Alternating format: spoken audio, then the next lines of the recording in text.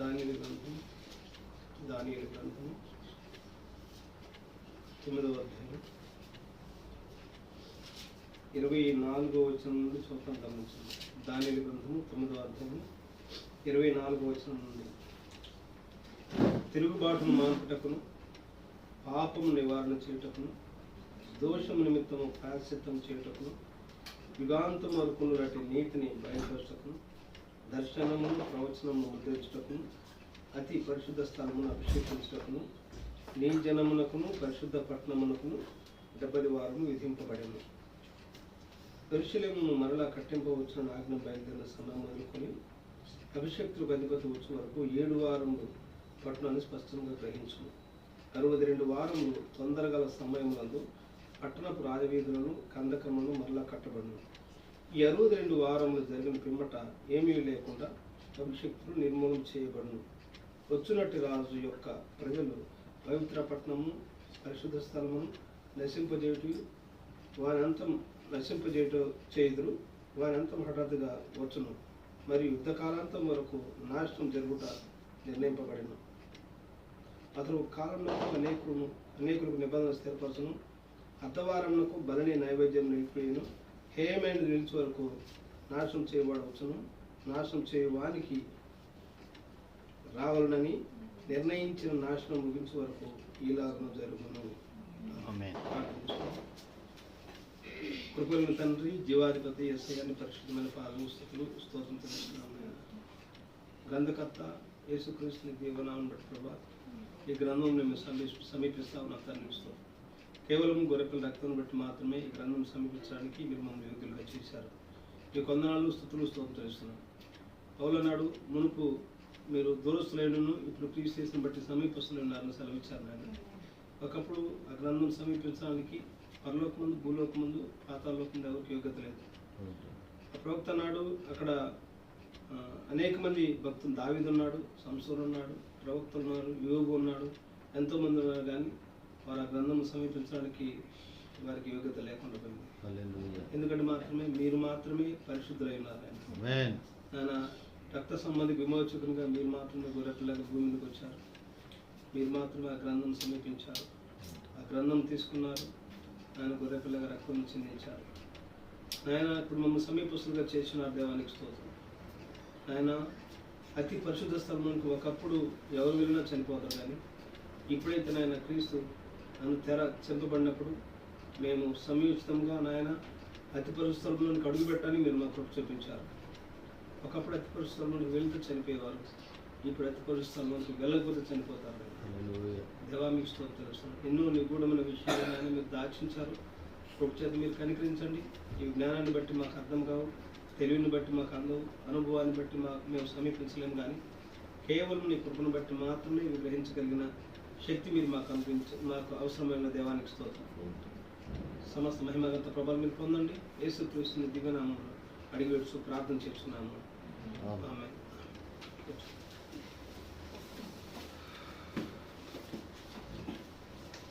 ప్రభు అయిన యేసుక్రీస్తు నామములకు మహిమ, ఘనత, ప్రభావం కలుగుగాక. హల్లెలూయా. దానియేలు గ్రంథము 70 వారము మనం సమీపిస్తా ఉన్నాం. దానియేలు గ్రంథము 70వ వారం. చాలాసార్లు మరోసారి మనం ధ్యానం చేసుకుంటున్నాం. 70వ వారం.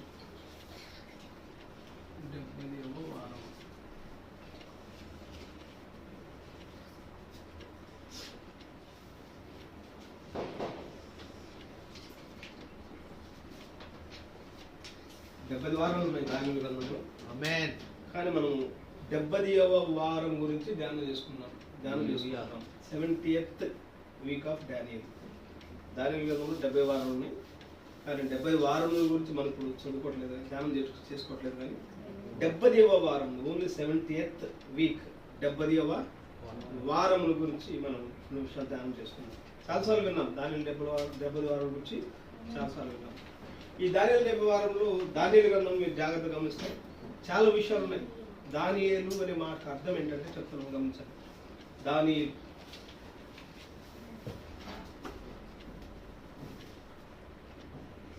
డాన్ అంటే జడ్జి, న్యాయాధిపతి.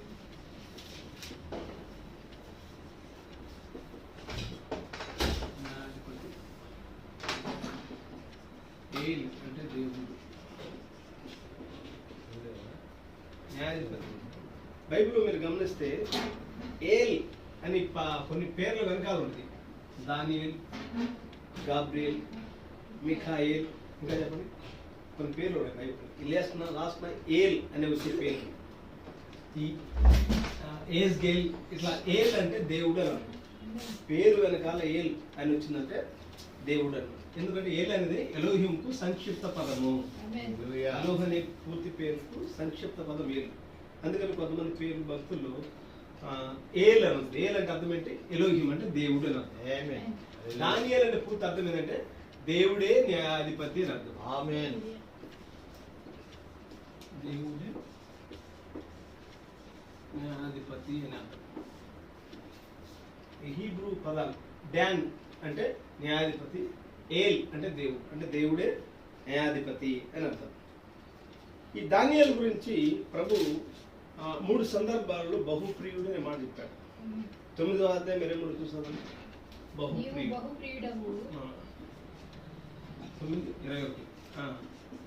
దానియేలు నీవు బహుప్రియుడు. 23 కదా. ఇంకొకటి 2, 10, 11.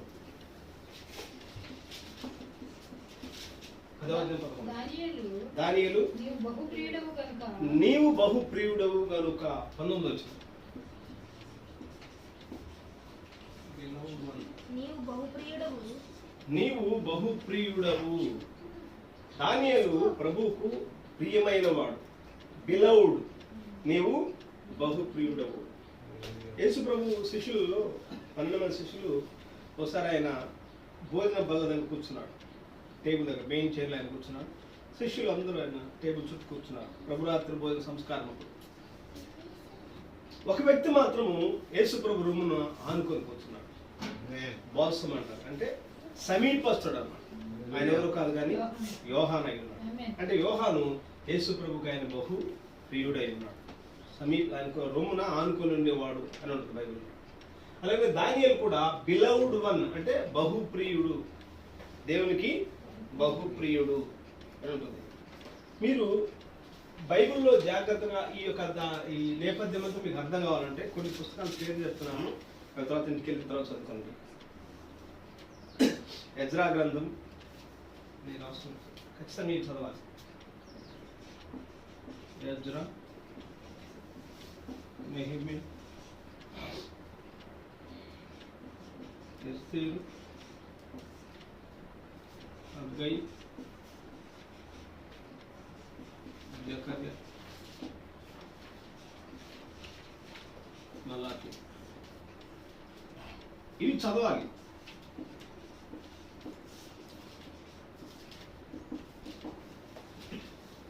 దానియేలు యొక్క గ్రంథము మీకు పరిపూర్ణంగా నేపథ్యంగా అర్థం కావాలంటే ఈ దానియేలు గ్రంథముకు అనుబంధమైన పుస్తకాలు. ఎజ్రా గ్రంథము, నెహెమ్యా గ్రంథము, ఎస్తేరు గ్రంథము, హగ్గై గ్రంథము, జకర్యా గ్రంథము, మలాకి గ్రంథము, దానియేలు 6, 7 దాదాపు 7 పుస్తకాలు. ఇవన్నీ ఒకదానికొకటి అనుబంధమైన పుస్తకాలు, రిలేటెడ్ బుక్స్ అన్నమాట. ఇప్పుడు ఒక క్లియర్ పిక్చర్ అండి మీకు అర్థమవుతా ఉంటుంది. చదవండి. ఎక్కువ సమయం సాధ్యమంతకు లోకంలో గడుపుతూ ఉంటారు, టైం పాస్ చేస్తూ ఉంటారు. ఒక ఆదివారం మాత్రమే కాదు కానీ ఎక్కువ సమయం బైబిల్ మనమే ఒక వాకింగ్ బైబిల్ అయి ఉండాలి. అక్షరార్థమైన పుస్తకం బైబిల్ కాదు కానీ మనం ఇప్పుడు నడిచే బైబిల్ అయి ఉండాలి. పాత నిబంధనలో యేసు ప్రభు ధర్మశాస్త్రం ఇవ్వబడింది పాత నిబంధనలో ఇశ్రాయేలులో. అయితే ఆ ధర్మశాస్త్రంలో నుండి ఒక మర్మయుక్తమైన గ్రంథం బయటకు వచ్చింది. ఆ మర్మయుక్తమైన గ్రంథమే ప్రభువైన యేసుక్రీస్తు. యేసుక్రీస్తు ఇప్పుడు ఎవరంటే నడిచే గ్రంథం. ఆయన సమరయ స్త్రీ దగ్గరికి వెళ్ళి ఆయన ఆ ధర్మశాస్త్ర గ్రంథం తీసి ఆ పేజ్ నెంబర్లు, పేర నెంబర్లు, రిఫరెన్స్ చెప్పి ఆయన బోధించలేదా? ఎందుకంటే ఆయనే గ్రంథమై ఉన్నాడు కాబట్టి ఆయన మాట్లాడ ప్రారంభించాడు. పెంతెకొస్తు పేతురు లేచి ప్రసంగం చేసేటప్పుడు ధర్మశాస్త్రాలను తీసి పేజీలు తిప్పి చదివాడా? లేదు. ఎందుకు? ఆ పేతురే ఒక గ్రంథమై ఉన్నాడు. ఆమేన్, హల్లెలూయా. ఇప్పుడు మనం దేవుని సంకల్పం, దేవుని చిత్తం, దేవుని ప్రణాళిక తెలుసుకోవడానికి మనకు బైబిల్ ఇవ్వబడింది, వర్తమాన పుస్తకాలు ఇవ్వబడ్డాయి, అక్షరార్థమైన గ్రంథాలు. అవి ఎంతకాలం చదవాలి? జీవితంలో 30 సంవత్సరాలు, 40 సంవత్సరాలు, 50 సంవత్సరాలు అనుభవాలు అంటున్నారు. ఇంకా అన్ని సంవత్సరాలు వచ్చినా కానీ తిరగేస్తూ ఉంటారు. కానీ అవి కొంత మట్టుకి ఇప్పుడు మనమే వాకింగ్ బైబిల్ అయి ఉండాలి. మనమే నడిచే బైబిల్ అయి ఉండాలి. అంటే ఏ సమయంలో లేచి సడన్ గా ఎక్కువ మంది, నాకు చాలా మంది సేవకులు, పాస్టర్లు ప్రసంగం చేసేటప్పుడు ఆ నికా మూమెంట్ లో పాస్టర్లు ఫోన్ చేస్తూ ఉంటారు. బ్రదర్ పలానా రెఫరెన్స్ ఎక్కడని అడుగుతారు. వెంటనే నిన్న ఒక బ్రదర్ అడిగారు, మోషే సినాయ పర్వతంకి ఎక్కిన సందర్భం ఎక్కడ బ్రదర్, నేను అర్జెంట్ ఒక ప్రసంగం చేయాలన్నా. అప్పుడు వెంటనే నిర్గమకాండ 4వ అధ్యాయం 12 వచనం చదవని చెప్పారు. ఎందుకంటే మనలోనే లేఖనాలు దాగి ఉండాలి. మనమే ఒక గ్రంథమై ఉండాలి. అప్పుడే విషయాలు మనకు అర్థమవుతాయి. ఈ లోకంలో ఆస్తిపాస్తులు లేకపోవచ్చు, డిగ్నిటీలు లేకపోవచ్చు, అంతస్తులు లేకపోవచ్చు, లాదర్లాగా చెట్టు కింద ఉన్నా కానీ ఈ విషయాలు కలిగి ఉన్న ప్రజలు ధన్యులై ఉన్నారు. హల్లెలూయా. కాబట్టి ఇప్పుడు ఇది నేను తుడిపేస్తున్నాను, మీకు అర్థం కావాలి ఈ విషయాలు. తుడిపోయినా నేను తీసుకున్న అంశంకు ఒక బ్రీఫ్ ఇంట్రడక్షన్, ఉపోద్ఘాతము చెప్పేసి నేను అంశం కొంచెం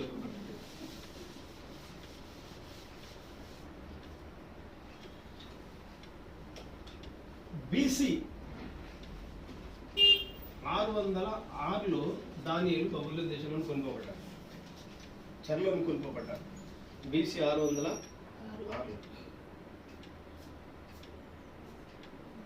538లో దర్శనం వచ్చింది.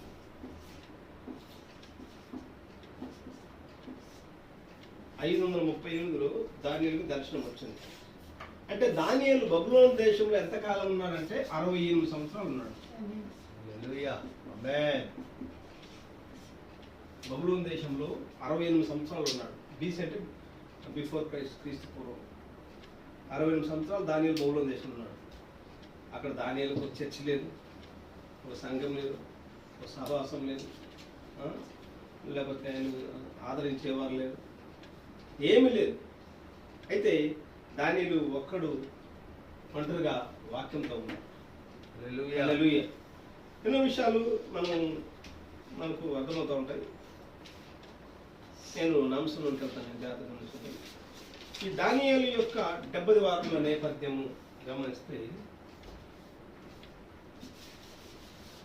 9వ అధ్యాయం, దానియేలు 9వ అధ్యాయం 25వ వచనం చదువుకున్నాం.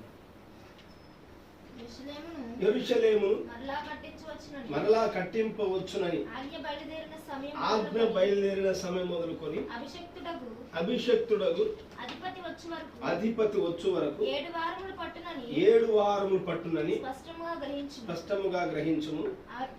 62 వారములు తొందరగల సమయములందు పట్టణపు రాజవీధులను కందకములను మరలా కట్టబడును. ఈ 62 వారములు జరిగిన పిమ్మట ఏమీ లేకుండా అభిషక్తులు నిర్మూలం చేయు. నేను చదువుతాను, ఇంగ్లీష్ చదువుతాను. 70 weeks are determined for your people and for your holy city to finish the transgression. ఇది 24 వచ్చు. 25 వచ్చిన చదువుతాం గమనించండి.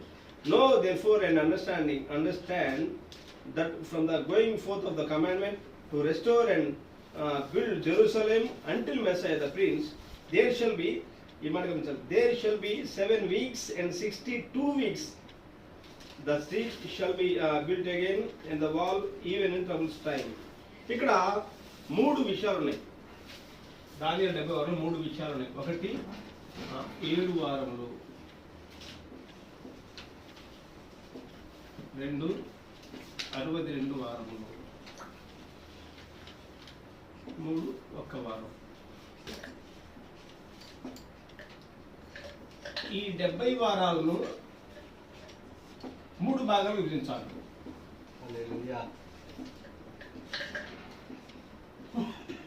ఒకటి 7 వారములు, 7 weeks and 62 weeks. 7 వారము మరియు 62 వారము మరియు 1 వారము అని ఉంటుంది బైబిల్ పరిభాషలో. 7 వారములు మరియు 62 వారములు, 1 వారము అని ఉంటుంది. బైబిల్కి ఒక కోడ్ లాంగ్వేజ్ ఉంటుంది. బైబిల్ యొక్క పరిభాష ఏంటంటే, ఆదికాండం చదువుకుందాం. ఆదికాండం.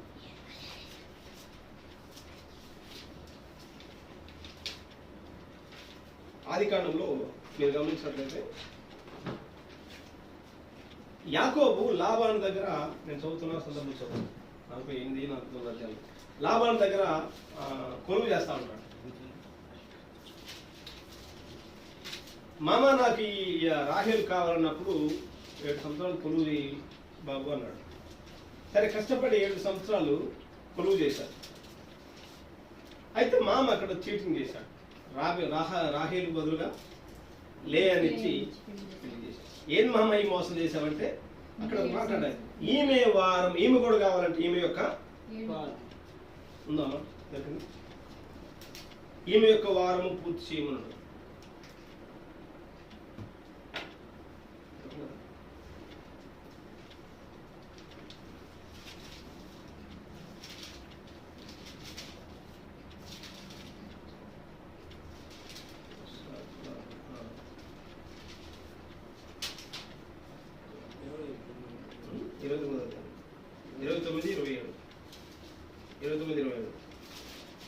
ఆదికాండం 29:27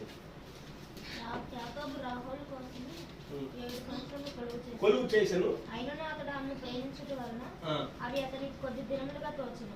తరువాత యాకోబు, నా దినములు సంపూర్ణమైనవి గనుక నేను నా భార్య యొద్దకు పోవునట్లు ఆమెను నాకిమ్మమని లాబాను అడగగా, లాబాను ఆ స్థలములోనున్న మనుష్యులందరినీ ఈమె వారం కూడా పూర్తి చేయమంటారు. 23 వచ్చింది, 29వ అధ్యాయం. ఈమె యొక్క వారం సంపూర్ణం చేయము. 27 వచ్చింది. సరే, 29, 27 ఆదికాండం కరెక్ట్. ఆదికాండం 29:27. ఈమె యొక్క వారము సంపూర్ణం చేయుము. ఈమె యొక్క వారము సంపూర్ణం చేయుము. నీవు ఇంకా 7 సంవత్సరములు నాకు కొలువు చేసిన ఎడల అందుకే ఆమెను కూడా నీకు ఇచ్చేదనని చెప్పగా యాకోబు అలాగు చేసి ఆమె వారము సంపూర్ణమైన తరువాత అతడు తన కుమార్తె అయిన రాహేలును అతనికి భార్యగా ఇచ్చాను. కాబట్టి యాకోబు 7 సంవత్సరములు, ఈమె వారము పూర్తి చేయమంటే మరలా 7 సంవత్సరాలు పని చేయాలి. కాబట్టి బైబిల్ పరిభాషలో ఒక వారం అంటే ఎన్ని సంవత్సరాలు? 7 సంవత్సరాలు. బైబిల్ లాంగ్వేజ్, కోడ్ లాంగ్వేజ్ 7 సంవత్సరాలు. అప్పుడు 7 వారములు అంటే 7 × 7. 7 వారములు అంటే 7 సంవత్సరాలు కదా. 7 ఏళ్ళు 49 సంవత్సరాలు. ఇప్పుడు 69 వారాలు అంటే 69 × 7 ఎంత ప్రకారం? 69 వారాలు × 7 సంవత్సరాలు 434. 69 × 7 తర్వాత ఒక వారం 69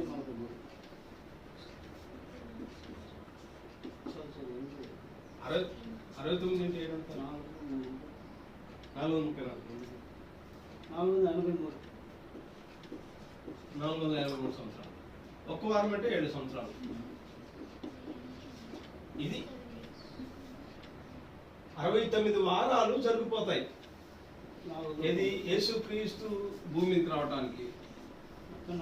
యెరూషలేమును మరలా కట్టించవచ్చున ఆజ్ఞ బయలుదేరిన సమయం మొదలుకొని, అంటే అర్తహషస్తు రాజు కాలంలో BC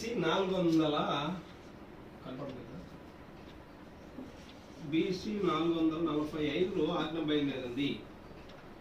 అప్పటి నుంచి యేసుక్రీస్తు మెస్సయ్య వచ్చే వరకు 69 వారాలు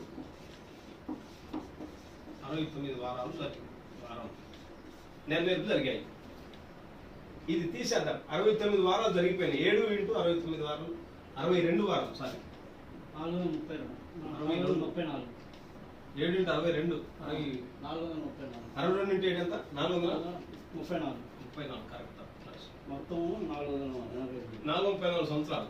ఇప్పుడు యేసుక్రీస్తు మెస్సయ్య అభిషేక్ భూమి మీదకి రావడానికి మొత్తం 69 వారాలు పట్టినాయి. అంటే రాజు కాలం, ఏ రాజు? అర్తహషస్తు రాజు కాలం. BC 445లో ఆజ్ఞ బయలుదేరింది. అక్కడ నుంచి మెస్సయ్య రావడానికి 69 వారాలు పట్టినాయి. ఇక ఒక్క వారం మిగిలింది, గుర్తుంచుకోవాలి. ఒక్క వారము మిగిలింది. ఒక్క వారం అంటే 7 సంవత్సరాలు, 7 సంవత్సరములు మిగిలింది. చాలాసార్లు చెప్పుకున్నాం, మనకు గుర్తు చేస్తున్నాం. ఒక్క వారం 7 సంవత్సరాలు. ఈ ఒక్క వారం రెండు భాగాలు చేద్దాం. ఒక వారం 7 సంవత్సరాలు అన్నప్పుడు ఒకటి 3.5 సంవత్సరము, రెండవది 3.5 సంవత్సరం. Very good. ఇక్కడే మనం ఇది మన సబ్జెక్టు. మన అంశమంతా 70 వారంలో ఇక్కడికి వస్తుంది.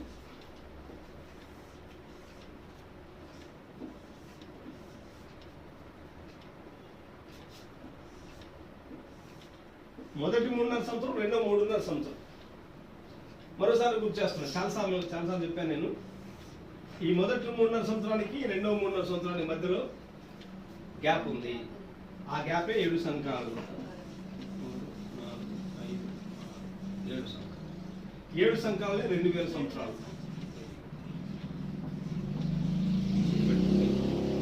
అంటే మొదటి 4 సంవత్సరం ఏం జరిగింది? యేసు ప్రభు 3.5 సంవత్సరం సేవ చేశాడు, పరిచర్య చేశాడు. 69 వారాలు యేసు ప్రభు భూమికి రావడానికి పట్టిన కాలము ఒక వారం ఉంది. ఈ ఒక్క వారంలో మొదటి 3.5 సంవత్సరం యేసు ప్రభు పరిచర్య చేశాడు. 33 సంవత్సరం యేసు ప్రభు భూమి మీద జీవించాడు. అయితే కరెక్ట్గా 30వ సంవత్సరం ఆయన సేవ ప్రారంభించాడు. ఎందుకంటే పాత నిబంధనలో యాజకులు యాజకత్వం చేయాలంటే 30 సంవత్సరాలు నిండి ఉండాలి. కాబట్టి యేసు ప్రభు భూమి మీద ఉన్నప్పుడు 30వ సంవత్సరంలో ఆయన సేవ పరిచర్య ప్రారంభించాడు. కరెక్ట్గా 3.5 సంవత్సరం పరిచర్య చేశాడు. ఎవరి మధ్యలో చేశాడు? ఆయన యూదుల మధ్యలో చేశాడు. ఎందుకంటే అక్కడ ఉంది దానిలో 9:24 6 వారము మాట్లాడుకుంటూ వచ్చి 24 వచ్చాడు. నీ జనమునకును పరిశుద్ధ పట్టణమునకు 24 చివరి వచ్చాడు. నీ జనమునకును పరిశుద్ధ పట్టణమునకు అని 24 చివరి వచ్చాడు. నీ జనమునకును దానియేలు జనం. దానియేలుతో మాట్లాడుతున్నాడు దూత గాబ్రియలు. నీ జనం అంటే దానియేలు జనం. దానియేలు ఎవరు? యూదుడై ఉన్నాడు. అంటే నీ జనం అంటే దానియేలు జనమైన యూదులకు, పరిశుద్ధ పట్టణం అంటే యెరూషలేము అన్నమాట. యూదులకు నిర్ణయించబడిన సమయం 3.5 సంవత్సరము. 3.5 సంవత్సరం ఎవరికి నిర్ణయించబడింది? యూదులకు మాత్రమే నిర్ణయించబడింది. అందుకని యేసు ప్రభు భూమి మీద 3.5 సంవత్సరం సువార్త పరిచయం చేసిన సందర్భంలో కొంతమంది అన్యులు ఆయన దగ్గరికి వచ్చారు. ఇంతకుముందు చెప్పాను, గుర్తుందా మీకు? ఒకటి మత్తయి సువార్త 15వ అధ్యాయంలో ఒక స్త్రీ వచ్చింది, కనాను స్త్రీ. ఆమె పేరు కనాను స్త్రీ. సూర్యఫలికయ వంశస్థురాలు అని రాయబడింది. కనాను స్త్రీ. అయ్యా, నా కుమార్తె దయ్యం పట్టి బహు బాధపడుతుంది అని అడిగింది. ప్రభు ఆమెతో ఆమె ఏమన్నదంటే ఫస్ట్ దావీదు కుమారుడు అని క్యారెక్టర్. అంతే కదా, నేను చెప్పింది కరెక్ట్గా. 15వ అధ్యాయం ఉంటుంది మత్తయి సువార్త 15వ అధ్యాయం. దావీదు కుమారుడు నన్ను కనికరించినప్పుడు ఆయన ఆమెతో ఒక్క మాట కూడా పలకలేదు. నా కుమార్తె దయ్యం పట్టి బహు బాధపడుతుందని క్యారెక్టర్ వేసింది. ఆమె పిలిచిన పిలుపు రాంగ్. అక్కడ దావీదు కుమారుడు ఆమె పిలవకూడదు, ఎందుకంటే ఆమె అన్యురాళ్ళు. ప్రభువును దావీదు కుమారుడు పిలవాలంటే కేవలం యూదులు మాత్రమే ఆయన దావీదు కుమారుడు పిలవాలి. గుడ్డిబత్తమై ఉన్నాడు. దావీదు కుమారుడు నన్ను కనికరించినప్పుడు ఆయన పలికి ఏం కావాలని దగ్గర పిలిచాడు. ఈమెకు అన్యురాలు ఆయన దావీదు కుమారుడు అని పిలవకూడదు. అంటే భార్య భర్తను పిలిచే పిలుపు వేరు, అదే ఆ కుటుంబ యజమాని కుమార్తెను పిలిచే, పిల్లలు తండ్రిని పిలిచే పిలుపు వేరు. మనం అన్యులైన వారు దావీదు కుమారుడు అని పిలవకూడదు. అందుకని ఆయన మౌనంగా ఉన్నాడు. ఒక్క మాట అయినా ఆమెతో మాట్లాడలేదు. అప్పుడు ఆమె ప్రభువా అని 22 వచ్చింది కదా, ప్రభువా అన్నది. ఏమన్నది? ప్రభువా అన్నప్పుడు అప్పుడు ఆయన ఆమెతో మాట్లాడ ప్రారంభించాడు. మరణాన్ని జయించి సమాచారుడు తిరిగి పునరుద్ధరణ లేచిన తర్వాత పెంతెకోస్తు పేతురు ప్రసంగం చేస్తున్నాడు కొర్నేలియులో, యేసుక్రీస్తు అందరికీ ప్రభు అన్నాడు. హల్లెలూయా. ఎప్పుడు? మరణాన్ని జయించి తిరిగి లేచిన తర్వాత యేసుక్రీస్తు అందరికీ యోదయ సమర గలిలయ అంతటా సువార్త ప్రకటించండి, అప్పుడు ఆయన అందరికీ ప్రభు అన్నాడు. కాబట్టి ఇక్కడ ఆమె కనాను స్త్రీ వచ్చి నా దయ్యం బట్టి బాధపడుతుంది నా కుమార్తె అన్నది. అప్పుడు ఆయన అన్నాడు, పిల్లల రొట్టె తీసి కుక్క పిల్లలకు వేయటము మంచిది కాదు అన్నాడు. ఇక్కడ పిల్లలు అనగా యూదులు, కుక్క పిల్లలు అనగా అన్యులై ఉన్నారు. నేను భూమి మీదకి వచ్చిన ఈ దానియేలు 70 వారములలో ఉన్న ఈ మొదటి 3.5 సంవత్సరంలో నేను చేసే పరిచర్య ఇది కేవలం యూదులకు మాత్రమే, ఇది అన్యులకు నిర్ణయించబడిన సమయం కాదు అని ఆమె పక్కన పెట్టారు. అయినా తగ్గించుకుంది కాబట్టి అంత ఏ నిలగొట్టాలి, వేరే విషయం. రెండో సందర్భం ఉంది, రెఫరెన్స్ మీరు చదువుకోండి. రెండవ స్థాయి గ్రీకు దేశస్తులు వచ్చారు కొంతమంది.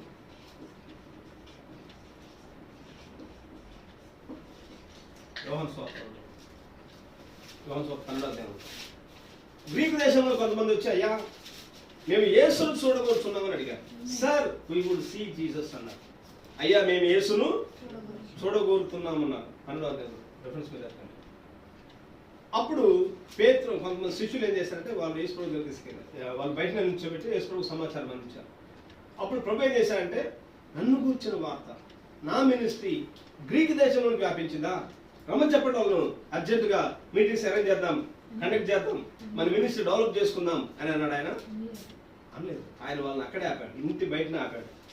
ఆపి ఏమన్నాడంటే, గోధుమ గింజ భూమిలో పడి చనిపోతేనే గాని అది విస్తారమైన పంట ఫలించదు అన్నాడు. అంటే యేసుక్రీస్తు ఈ భూమి మీదకి మంచి కుమారుడుగా భూమి మీదకి గోధుమ గింజగా వచ్చాడు. ఈ గోధుమ గింజగా వచ్చిన ఈ పరిచర్య 3.5 సంవత్సరం యూదుల మధ్యలోనే ఇది. ఆయన సిలువేయబడి చనిపోయి సమాధి చేయబడి తిరిగి పునరుద్ధరణ లేచిన తర్వాత అప్పుడు యూదయ సమరయ గలిలయ అంతటా ఆ గోధుమ గింజ విస్తారం వ్యాపిస్తా ఉంటుంది. అంటే అందరికి అప్పుడు ఆయన పరిచర్య ఆయన తంతాలు బయలుపరుచుకుంటాడు. ఈ సమయం మాత్రము ఇది గ్రీకులు నిర్ణయించబడిన సమయం ఇది కాదు. అందుకని యేసు ప్రభు కూడా ఇంకో సందర్భం చెప్తున్నాం. మూడోది మత్తయి సువార్త 10వ అధ్యాయం. కొంతమంది శిష్యులను ఆయన సువార్తను పంపించాడు. సువార్తకు మీరు వెళ్ళి సువార్త ప్రకటన చేయండి. అక్కడ చెప్పుకుంటూ వచ్చాడు, సంచి నేను జాలి నేను ఏం తీసుకెళ్ళదు మీరు అని చెప్పుకుంటూ వచ్చి, మీరు అన్ని జనులు ఏ దారిలోకి వెళ్ళొద్దు అన్నాడు. మత్తయి సువార్త 10వ అధ్యాయంలో అని చెప్పాను. అన్ని జనుల ఏ దారిలోకి వెళ్ళొద్దు. సమరయుల ఏ పట్టణంలోనైనను ప్రవేశింపుడు కానీ ఇశ్రాయేలు వంశంలో నశించిన గొర్రెల యొద్దకే వెళ్ళుడి. అది ఎందుకు ఆ మాట చెప్పాడు? అన్ని జనుల దారిలోకి ఎందుకు వెళ్ళొద్దు అన్నాడు అంటే, ఈ సమయం ఈ 3.5 సంవత్సరాలు ఎవరికి నిర్ణయించబడింది? యూదులకు నిర్ణయించబడింది. కాబట్టి ఇది అన్ని జనులు సువార్త ప్రకటించే టైం ఇది కాదు. యూదులకు మాత్రం నిర్ణయించబడిన సమయం ఈ 3.5 సంవత్సరాలు. ఆయన టైం ప్రకారం ఆయన కరెక్ట్నే ఉన్నాడు యేసు ప్రభు. ఆయన ఏ టైంలో ఎవరికి ఏ వర్తమానం పంచాలో, ఎవరికి ఏ ఫుడ్ అందించాలో ఆయన తెలుసు. కాబట్టి ఆయన టైం ప్రకారం ఆయన కరెక్ట్గా ఆయన చేశాడు. మనమైతే కలగపులు చేస్తూ ఉంటాం, ఒక టైంలో చేసి మూడు టైంలో చేస్తూ ఉంటాం. ఆయన ఏ టైంలో ఏ మినిస్ట్రీ చేయాలో, ఏ టైంలో ఎవరికి ఫుడ్ పెట్టాలో ఆయన తెలుసు. కాబట్టి ఆ టైంలో వాళ్ళని అదే టైంలో వాళ్ళని అక్కడికి రమ్మన్నాడు. ఆయన మిగతా వాళ్ళు ప్రక్కన పెట్టాడు. కాబట్టి మొదటి 3.5 సంవత్సరంలో ఈ దానిలో లెక్క మొత్తం ఎవరికి నిర్ణయించబడ్డాయి? యూదులకు. ఆ చివరి ఒక వారం మిగిలింది. ఆ చివరి ఒక వారం మొదటి 3.5 సంవత్సరాలు ఎవరు నిర్ణయించబడ్డాయి? యూదులకు మాత్రమే నిర్ణయించబడ్డాయి. అందుకని ఇలా ముగ్గురిని ఆయన త్రోసేశాడు. ఈ మొదటి 3.5 సంవత్సరంలో వాళ్ళను కనాను స్త్రీ, గ్రీక్ దేశస్తులు, అన్ని జలదారులకు వెళ్ళొద్దని యేసు ప్రభు చెప్పాడు. ఇది మొదటి 3.5 సంవత్సరంలో యేసు ప్రభు పరిచర్య 3.5 సంవత్సరము. ఎప్పుడైతే అప్పుడు వాళ్ళు యూదులు ఆయన సిలువ అప్పగించారు, మొదటి 3.5 సంవత్సరాలు ఎప్పుడైతే యూదులు సిలువకి ఆయన అప్పగించారో అప్పుడు ఏమైందంటే మినిస్ట్రీ పరిచర్య ఇక్కడికి వచ్చింది, అన్ని జనుల దగ్గరికి వచ్చింది. అన్య వధువు దగ్గర అన్యులను ఎన్నుకున్నాడు ఆయన. అన్యులను ఎన్నుకున్నాడు ఆయన. వీళ్ళెవరు? యూదులు. యూదులు తన సొంత ప్రజలు ఆయన త్రోసివేసిన కారణమున ఆయన ఎవరి దగ్గరకు వచ్చాడు? ఇప్పుడు అన్యుల దగ్గరకు వచ్చాడు. లేఖనం చదవండి, దీనికి సంబంధించిన లేఖనం. హోషేయ గ్రంథం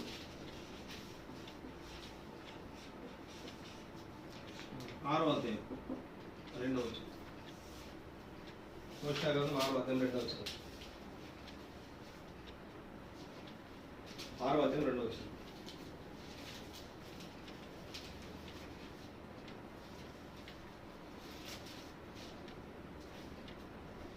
హోషేయ గ్రంథం 6వ అధ్యాయం 2వ వచనం. 2వ వచనం. 2 దినములైన తర్వాత ఆయన మనలను బ్రతికించు. 2 దినములంటే ఒక దినము ఈజ్ ఈక్వల్ టు 1000 సంవత్సరాలు. దేవుని పరిభాషలో, బైబిల్ పరిభాషలో ఒక దినము 1000 సంవత్సరాలు. మరి 2 దినాలంటే 2000 సంవత్సరాలు. యేసుక్రీస్తు భూమి మీదకి వచ్చినప్పుడు యూదుల మధ్యకు వచ్చాడు. ఆయన ఈ 2000 సంవత్సరాలు అన్యులకు ఇచ్చిన సమయం ఇది. అన్య వధువుకి ఇవ్వబడిన సమయము. అయితే దానియేలు మాట్లాడుతున్నాడు, యెహోషువ మాట్లాడుతున్నాడు ఈ 2 దినములు అయిన తర్వాత, అంటే ఈ 2000 సంవత్సరాలు అయిన తర్వాత అన్ని నెలలకు ఇవ్వబడి ఈ కాలం కదా, ఈ కాలము అన్యుల కాలము ముగించబడిన తర్వాత మరలా దేవుడు యూదులకు తిరుగుతున్నాడు. మరలా యూదులకు తిరుగుతున్నాడు. ఇదే ఈ దానియేలు 70వ వారంలో చివరి భాగం. మీరు జాగ్రత్తగా గమనించాలి. ఒకసారి రోమీయులకు రాసిన పత్రిక, రోమా పత్రిక 11వ అధ్యాయం 25-26 వచనాలు. 25-26 వచనాలు. అది కూడా సంవత్సరం కాబట్టి. సహోదరులారా, సహోదరులారా, మీ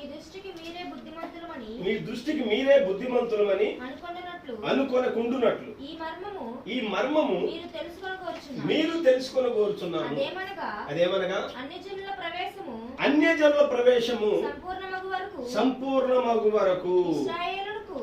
అన్యజనులకు దేవుడు ఒక టైం ఇచ్చాడు, ఒక పీరియడ్ ఇచ్చాడు. ఈ టైం సంపూర్ణమగు వరకు అంటే ఈ కాలం ముగించబడు వరకు ఇశ్రాయేలులకు కఠిన మనసు వారికి కొంత మట్టుకు కలిగాను. మీకు గుర్తుందా? చాలా రోజుల క్రితం చెప్పాను. ఒక వృక్షం ఉన్నది, ఒక చెట్టు ఉంది. ఆ చెట్టు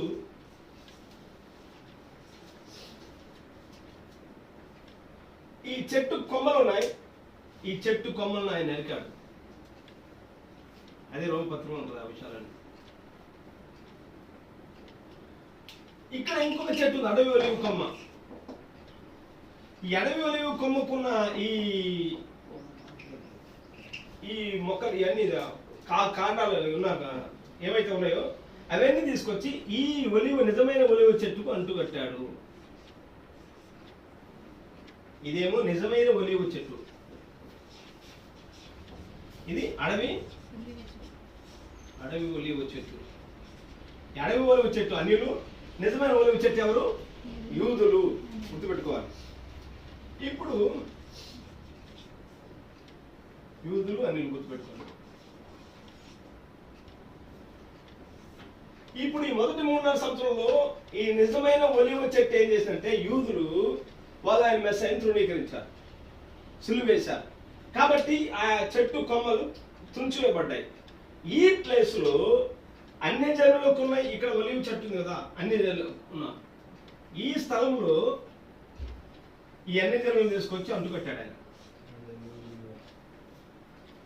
ఇప్పుడు ఈ ప్లేస్ ఎవరు ఆక్రమించారు? అన్ని జనులలో దేవుడు వద్దు అనుకున్నాడు. ఇప్పుడు అన్ని జనులకు దేవుడు ఒక టైం నిర్ణయించాడు, సర్టన్ పీరియడ్ నిర్ణయించాడు, ఒక కాలం నిర్ణయించాడు.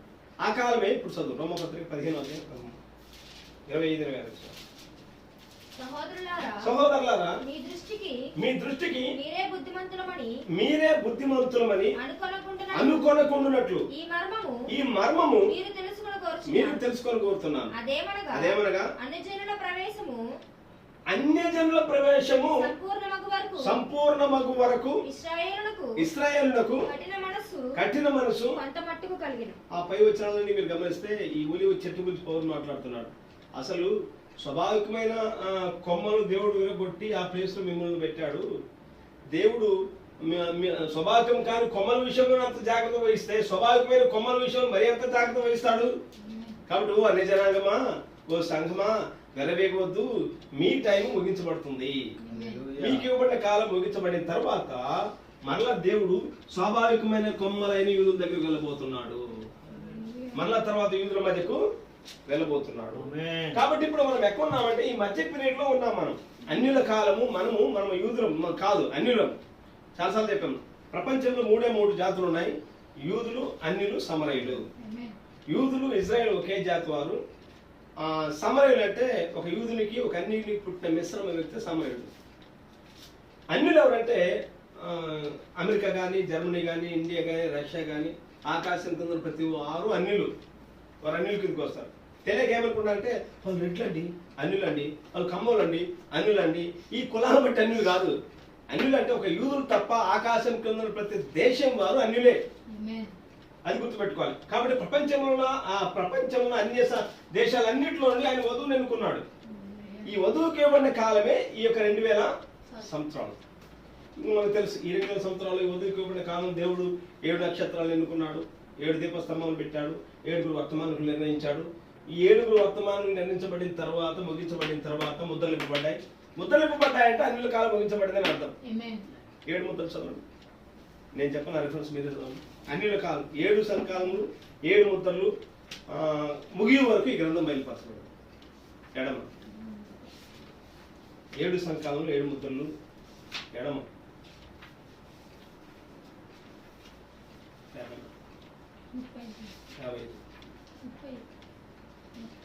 యూదుల దగ్గర రావడం నేను 55 పేరు. సంఘకాలములు మరియు సంఘ శాఖల కాలం ముగి వరకు ఈ గ్రంథం బయలుపడదు. ఈ గ్రంథం అంటే 7 ముద్రలు. 7 ముద్రల గ్రంథం బయలుపరచబడాలంటే ఏం ముగించబడాలి? సంఘ కాలము ముగించబడాలి, అంటే అన్యుల కాలము ముగించబడాలి. 7 ముద్రలు ఇప్పబడ్డాయి అంటే బల్షేరు దూత దిగొచ్చాడంటే అన్యుల కాలం ముగించబడాలి, ముగించబడింది. హల్లెలూయా, అన్యుల కాలం ముగించబడింది. ఇప్పుడు నేను చెప్పేది ఏంటంటే ఈ 2000 సంవత్సరాలు ఈ అన్యులకు ఇవ్వబడిన ఈ కాలము దానియేలు 70 వారములు కలపబడలేదు. ఈ దానియేలు 70 వారములకు ఈ 2000 సంవత్సరాలకు సంబంధం లేదు. ఎందుకంటే దానియేలు 70 వారములు కేవలము యూదులకు మాత్రమే నిర్ణయించబడిన కాలము. ఈ 2000 సంవత్సరాలు యూదులు నిర్ణయించబడిన కాలం కాదు. వాళ్ళు గుడ్డివారయ్యి ఆయన సిలువేశారు కాబట్టి ఆ ప్లేస్ లో అన్యులను తీసుకొచ్చి పెట్టాడు. ఈ ప్లేస్ లో అన్యులకే దేవుడు ఇచ్చాడు. ఎప్పుడు ఏ విధంగా యోసేపు తన అమ్మను త్రోసివేసిన తర్వాత ఐగుప్తు దేశంలో ఒక అన్య స్త్రీని ఎలా వివాహం చేసుకున్నాడో, యేసు ప్రభు కూడా భూమి మీదకి వచ్చినప్పుడు యూదులు ఆయన త్రోసివేసినప్పుడు ఒక అన్య స్త్రీకి పెళ్లి కుమార్తెను పెళ్లి చేసుకున్నాడు. అందుకనే హోషేయ గ్రంథంలో ఒక లేఖనం ఉంటుంది, అది దాన్ని పౌలు కూడా రోమపత్రులు మెన్షన్ చేస్తాడు. అదేంటంటే నా ప్రజలు కాని వారికి నా ప్రజలను పేరు పెడతాను, నా ప్రియురాలు కాని దానికి నా ప్రియురాలను పేరు పెడతాను. వాస్తవం కాని ప్రజలు ఎవరు? యూదులు. ప్రజలు కాని వారు ఎవరు? అన్యులు. ఇప్పుడు ఆయన ప్రజలు కాని వారికి ఆయన ప్రజలను పేరు పెడతాడు. ఆయన ప్రియురాలు ఎవరు? యూదులు. ఆయన ప్రియురాలు కానిది ఎవరు? అన్యులు. ఇప్పుడు ఆయన ప్రియురాలు కాని దానికి ప్రియురాలు పేరు పెడుతున్నాడు ఇక్కడ. అంటే యూదులు ఉండవలసిన స్థానంలో ఈ కొమ్మల్లో ఎవరు పెట్టాడు? అన్య తీసుకొచ్చి పెట్టాడు. వీళ్ళు దీని ఇంత మాత్రం చేత అన్యులు ఏం చేస్తారంటే హర్షిస్తా ఉన్నారు. దాన్ని పౌలు రోమపత్రిక 11 ఖండిస్తా ఉన్నాడు. నువ్వు ఎందుకు హర్షిస్తా ఉంటావు? నువ్వు స్వాభావికమైన దానికి కాదు కదా. నువ్వు వాళ్ళు గుడ్డివారయ్యారు కాబట్టి ఆ ప్లేస్ లో నువ్వు వచ్చావు.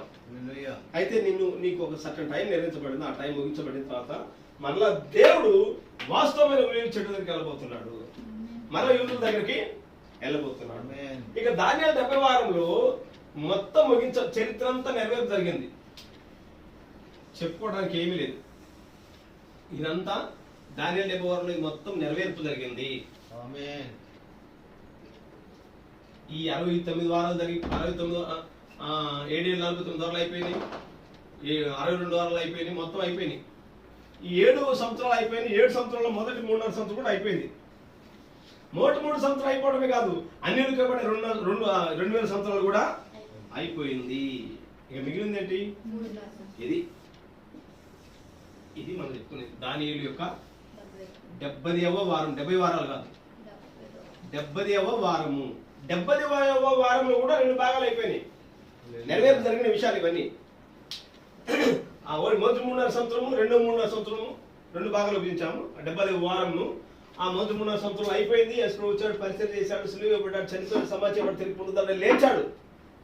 అన్యులకు కూడా దేవుడు ఆ కృపనిచ్చాడు. పెంతెకోస్తు దినం నుండి 2000 సంవత్సరాల వరకు అన్యులకు దేవుడు కృపించాడు. సంఘకాలంలో దేవుడు అనేక మంది పౌలును అన్యులకు అపోస్తులుగా నిర్ణయించాడు. ఈ 2000 సంవత్సరాల దేవుడు మనకు నిర్ణయించిన సమయం ఇది. ఎంతో మంది మిషనరీలు వచ్చారు, ఎంతో మంది పరిచయం చేశారు 2000 సంవత్సరాలు. ఇది కూడా ముగించబడింది. అన్యులకు ఇవ్వబడే కాలం కూడా ఫుల్ఫిల్డ్, నెరవేర్పు జరిగినది. ఇప్పుడు ఎక్కడికి వెళ్ళాలి? అందుకని ప్రభు అన్నాడు, నీ దినమును దాని వర్తమానమును గుర్తించండి అన్నాడు. అంటే దేవుడు కదిలాడే విధానాన్ని గమనించాలి. ఆయన ఇక్కడ కదిలాడంటే ఇక్కడే ఆయన వెతకాలి. 3.5 సంవత్సరాల కాలంలో ఈ టైం అయిపోయిన తర్వాత ఈ రోడ్ నుండి ఆయన ఎక్కడికి వచ్చాడు, మళ్ళా అన్యుల దగ్గరికి, హైవేలో అన్యుల దగ్గరికి వచ్చినప్పుడు ఇక్కడ ఆయన వెతకాలి. మళ్ళా ఆయన ఇక్కడ కదిలాడుతున్నప్పుడు మళ్ళీ ఇక్కడ వెతికితే కుదరదు. అర్థమవుతుందా? ఈ 2000 సంవత్సరాల అన్యుల జనాంగంలో అన్యుల కాలంలో దేవుడు కదిలాడుతా ఉన్నప్పుడు ఇక్కడ వెతికితే కుదరదు. మొదటి 3వ సంవత్సరంలో ఇక్కడ అయిపోయింది. ఈ రోడ్ జర్నీ దాటాడు, హైవే జర్నీ దాటాడు. ఎక్కడికి వచ్చాడు? ఇక్కడికి వచ్చాడు. ఇక్కడే వెతకాలి. ఇక్కడ నుండి మళ్ళీ కదిలి ఈ హైవేలో మళ్ళీ ఇక్కడికి వస్తున్నాడు ఆయన. ఇప్పుడు ఇక్కడ వెతకాలి. ఆయన ఇక్కడ వెతకాలి. ఆయన ఎక్కడ ఉంటే అక్కడ వెతకాలి, అంతే. ఆమేన్. హల్లెలూయా. ఇది దానియేలు యొక్క 70వ వారము. ఇప్పుడు నేను నా అంశంలోకి వస్తున్నాను. నేను చెప్పినంత ఉపోద్ఘాతము, నా అంశమునకు ఒక ఉపోద్ఘాతము నేను చెప్పాను. ఇదంతా ఇంట్రడక్షన్, అర్థం కావడానికి చెప్పాను. బైబిల్లో ఒక అక్షరం ఉన్నదంటే దాని వెనుక భావం ఉంటుంది. చాలా మంది అక్షరమే తెలుసు. మేము ట్రైనింగ్ చేశామండి, థియాలజీ చేశామండి, మాకు జ్ఞానం ఉందండి, మేము కూడా బైబిల్ ముఖము చదువుతున్నామండి. కానీ వాళ్ళకి ఏం అర్థమవుతుందంటే అక్షరం అర్థమవుతుంది. కానీ అక్షరం వెనక ఏముండాలి? ఒక భావం ఉంటుంది. పౌలన్నాడు, అక్షరం చంపును, ఆత్మ జీవింపజేయును అన్నాడు. ఆమేన్. నువ్వు ఎంత 24 గంటలు ఉపవాసం ఉండి, 40 రోజులు ఉపవాసం ఉండి, ఎంత ట్రైనింగ్ చేసి చదివి బైబిల్ అక్షరార్థంగా చదివినా నీకు ఈ దానియేలు 70 వారాలు ఇవే అర్థమవుతాయి. ఒకవేళ విభజించినా ఇక్కడ 3.5 సంవత్సరాలు, ఇక్కడ 3.5 సంవత్సరాలు, క్యాల్కులేషన్ అర్థమవుతుంది. క్యాల్కులేషన్ చెప్పగలవు. కానీ ఇండి ఒక డెప్త్ గా మీరు లోతుగా ఆలోచిస్తే ఈ మొదటి 3.5 సంవత్సరం ఏంటంటే మొదటి జన్మ. ఆమేన్. మొదటి 3.5 సంవత్సరం ఏంటి? మొదటి జన్మ. తల్లిదండ్రులు మనకి ఇచ్చిన జన్మ ఇది. ఆమేన్. మన శరీరమే మొదటి జన్మ. ఈ మొదటి జన్మ సిలువ వేయబడాలి. తల్లిదండ్రులు మనం రాంగ్ రూట్ లో వచ్చాం. చాలాసార్లు చెప్పుకున్నాం, నా ప్రసంగాలు మీకు బాగా అలవాటు. మనం సరైన విధానంలో రాలేదు. We are bypassed theophany. మన వాక్యం శరీరం దాటుకొని టెస్టింగ్ కోసం ఈ శరీరంలో పుట్టాం. మనం హల్లెలూయా. పరీక్ష కోసం ఈ శరీరంలో పుట్టాం. ఆమేన్. కాబట్టి ఇది మొదటి 3.5 సంవత్సరం బట్టే పాత జన్మ.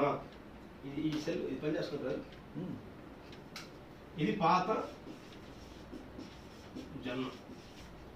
ఇది కొట్టుకోబడాలి. జీవగ్రంథం అంటే ఇది. జీవగ్రంథం అంటే పాత జన్మ.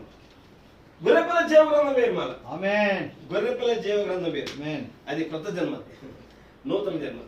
ఈ పాత జన్మ అంటే తల్లిదండ్రులు మనకి ఇచ్చిన శరీరం ఇది. విలియం బ్రెన్హామ్ నా శత్రువు అన్నాడు బ్రెన్హామ్. అవునా? ఆమేన్. విలియం బ్రెన్హామ్, ఆమేన్.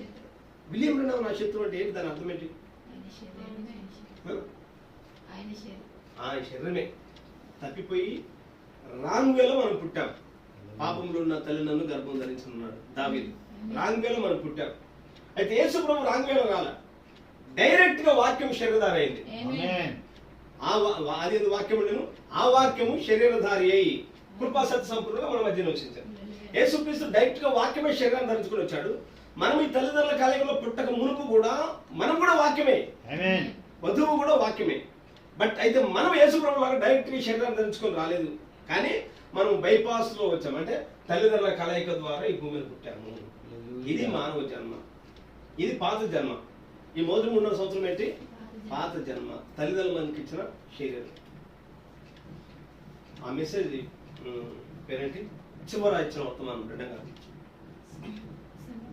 మొదటి వర్తమానం విశ్వాసం, ఫెయిత్ ఇచ్చాడు. చివరి వచ్చింది కమ్యూనియన్, సహవాసం అనే మెసేజ్ చదవండి. ఆ సహవాసం అనే మెసేజ్ లో ప్రవక్త అద్భుతమైన విషయాలు చెప్పుకుంటూ వచ్చాడు. ఆయన అరణ్యంకి వెళ్ళాడు. అక్కడ ఒక మొక్కను చూశాడు. అడవిలో ఒక చక్కని మొక్క మొలిసింది. ఆ అద్భుతమైన ఆ మొక్క దగ్గరికి వెళ్ళి ఆ మొక్కతో మాట్లాడుతున్నాడు ఆయన. ఓ మొక్క, నువ్వు అసలు ఎక్కడి నుండి వచ్చావు? నేను పోయినసారి వచ్చినప్పుడు ఇదే ప్లేస్లో మంట వేసా, చలికి మంట వేసా. మంట అయితే హీట్ కంప్లీట్గా మాడిపోవాలి కదా. మళ్ళా తర్వాత దాని మీద మంచు కూడా కురిసింది. నువ్వు ఎక్కడి నుండి వచ్చావు? మంట వేసాను, మళ్ళీ అక్కడ పుట్టడానికి ఆస్కారం లేదు, మొలకెత్తడానికి. మంచు కూడా అక్కడ పడింది, ఆస్కారం లేదు. మొక్క, నువ్వు ఎక్కడి నుండి వచ్చావు? నువ్వు ఎక్కడి నుండి జన్మించావు అని అప్పుడు అన్నాడు ప్రవక్త. అది మరి ఒక విలియం బ్రెన్హామ్ అన్నాడు. హల్లెలూయా. అప్పుడు అంటాడు ఆయన, నేను చార్లెస్ ఎల్లా బ్రెన్హామ్ కుమారుడు కాను అన్నాడు ఆయన. నా తల్లిదండ్రులు చార్లెస్ ఎల్లా బ్రెన్హామ్ వాళ్ళ సంతానం పుట్టాను నేను, రాంగ్ వేలోకి వచ్చాను. ఇది మొదటి జన్మ. అయితే ఇక నుండి నేను వాళ్ళ కుమారుడు, చార్లెస్ ఎల్లా బ్రౌన్ కుమారుడు కాదు. అంటే మరి ఎవరి కుమారుడు ఆయన? దేవుని కుమారుడు ఆయన. హల్లెలూయా. అక్కడ నుండి దేవుని కుమారుడు. ఈ మొదటి 3.5 సంవత్సరం ఏమో పాత జన్మ, ఈ రెండవ 3.5 సంవత్సరం ఏమో కొత్త జన్మ.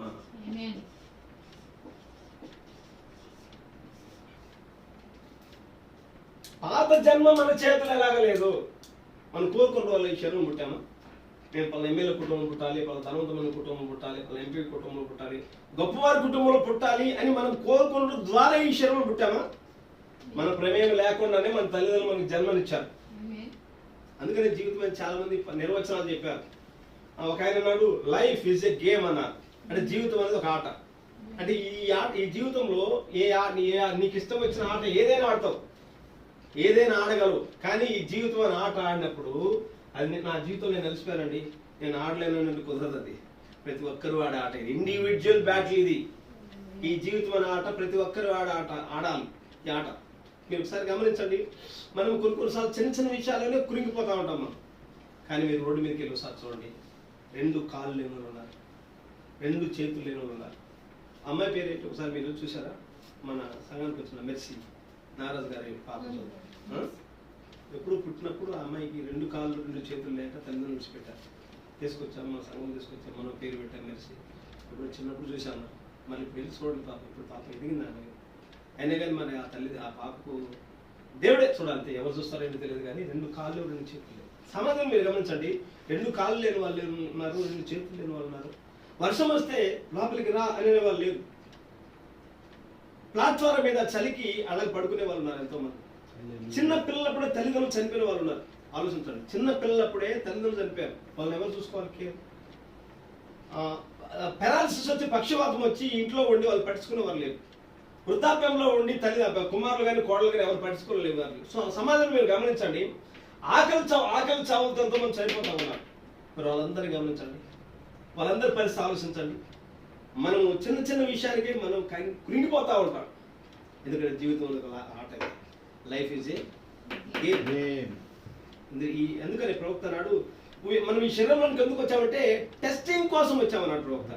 పరీక్ష కోసం వచ్చాము ఈ శరీరంలోకి, టెస్టింగ్ కోసం, పరీక్ష కోసం. బైపాస్ థియోఫనీ, వాక్య శరీరాన్ని దాటుకొని పరీక్ష కోసం ఈ శరీరంలోకి వచ్చాము మనము. ఇది పాత జన్మ. ఇది మనం అనుకుంటాం మనకు ఎవరు శత్రువు లేరు, నీకు నువ్వే శత్రువు. విలియం నా శత్రువు అయినప్పుడు మరి మనమే శత్రువులు కదా. మనకంటాం, నా ప్రసంగాలు అలవాటు, మనం అనుకుంటాం నా భార్య నా మాట అంటే బాగుండండి, నా పిల్లలు నా మాట అంటే బాగుండు, నా తల్లి నా ఇంట్లో అందరూ నా మాట అంటే బాగుండు, ఈ బజార్లో వాళ్ళందరూ నా మాట అంటే బాగుండు అని అంటాం మనం. అసలు ఎవరో నీ మాట వింటమట్టచ్చు, నీ సొంత శరీరం మన మాట వింటాం. శరీరం మన మాట అంటే, ఎందుకంటే ఆత్మకు శరీరానికి పోరాటం జరుగుతున్నది అనుకోరు. ఆత్మ ఏమో మంచి కార్యాలు చేయాలనిపిస్తుంది, శరీరం ఏమో బడలేకం కోరుకుంటుంది. ఆత్మ శరీరం ఏమో దేవుడి సందర్భంలో ఉండాలనిపిస్తుంది, వాక్యం చదవాలనిపిస్తుంది. శరీరం ఏమో బడలేకం కోరుకుంటుంది, వ్యతిరేకత కోరుకుంటుంది శరీరం. ఈ శరీరం దేవునికి వ్యతిరేకం, వాక్యానికి వ్యతిరేకం. అందుకనే ఇర్మియా భక్తుడు అన్నాడు, కూషు దేశస్థుడు తన చర్మం మార్చుకోగలడా, చేతప్పులు తన మచ్చలు మార్చుకోగలదా అన్నాడు. అది అటువంటి శరీరంలో మనం వెనక్కిపోయాం, ట్రాప్ అయిపోయాం. ఇది పాత జన్మ. మొదటి 3.5 సంవత్సరం ఏంటి? పాత జన్మ. ఇక్కడ సిలువ వేయబడాలి. పాత జన్మ ఏమో ఉండాలి, సిలువ వేయబడాలి. అయితే ఇందులోనికి మనం మొదటి 2వ 3.5 సంవత్సరంలో ప్రభు దర్శిస్తున్నాడు, కొత్త జన్మ. ఇప్పుడు నేను మీకు ఇక్కడ అర్థమయ్యే విషయం చెప్తాను సార్. దానియేలు 9వ అధ్యాయం, గొర్రెల పండుగ ఇంపార్టెంట్ వర్స్, అది అంటలు చేసుకోండి. గొర్రెల పండుగ 110వ పేర. ఇప్పుడు గమనించండి, వాక్యం యొక్క కొనసాగింపు అక్షరాల్లో అలాగే ఉన్నది. సంఘమునకు 7వ ముద్ర ఎట్లున్నదో ఇశ్రాయేలునకు 7వ బోరయు అలాగే ఉన్నది. 7వ ముద్రలో బలిపీఠము క్రిందనున్న ఆత్మలు అంగీలను పొందినవి. వారు సంపాదించుకునలేదు, కానీ వారికి అంగీలు ఇయ్యబడినవి. హల్లెలూయా. మీతో నేను ధారాళంగా మాట్లాడుతున్నాను. ప్రవక్త అన్నాడు, ఏ కాపరైనా తాను నిజంగా ప్రేమించి తన సంఘానికి ఎన్నో విషయాలు చెప్తాడు. ఇక్కడ కవింపులు, నవింపులు, టైంపాస్ మాటలు, పెట్టకథలు లేకపోతే 2 ముక్కలు చెప్పి 4 రిఫరెన్స్లు చెప్పేసి నేను కొంచెం గంటల ఆరాధన అని చెప్పేసి టైం వేస్ట్ చేయటం నిజమైన సేవకుడు చేయడు. తాను నిజంగా ప్రేమించి తన సంఘానికి ఎన్నో విషయాలు చెప్తారు ఆయన. ప్రభున్నాడు కదా, మీ పిల్లలు రాతిని అడిగితే చేపను అడిగితే పామునిస్తారా? రొట్టెని అడిగితే రాతినిస్తారా? చెడ్డవారైన మీరే మీ పిల్లలకు మంచి ఈవులనియగోరేలా పరలోకమున మీ తండ్రి మీకు ఇంకా ఇస్తారు. దేవుడు ప్రేమించాలని పిల్లలకు దేవుడు ఎన్నో విషయాలు చెప్తాడు. ఇప్పుడు ఇక్కడ ఒక విషయం మనం గమనించాలి. సంఘమునకు 7వ ముద్ర ఎలాగున్నదో ఇశ్రాయేలుకు 7వ బోర కూడా అలాగుంది.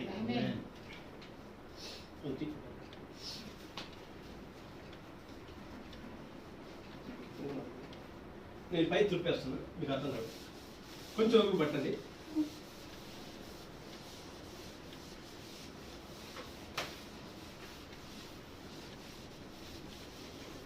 ఇక్కడ 2 విషయాలు. ఒకటి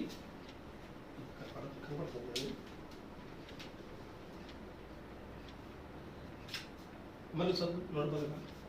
సంఘమునకు 7వ ముద్ర. Very good. సంఘమునకు 7వ ముద్ర. 7వ ముద్ర ఎక్కడ ఉంది? ప్రకటన 8వ. 7వ ముద్ర ఎట్లున్నదో ఇశ్రాయేలుకు 7వ బోర అలాగే ఉంది. ఇశ్రాయేలుకు 7వ బోర అలాగే ఉంది. 7వ బోర ఎక్కడ ఉంది? ప్రకటన 11వ వచనంలో ఉంది.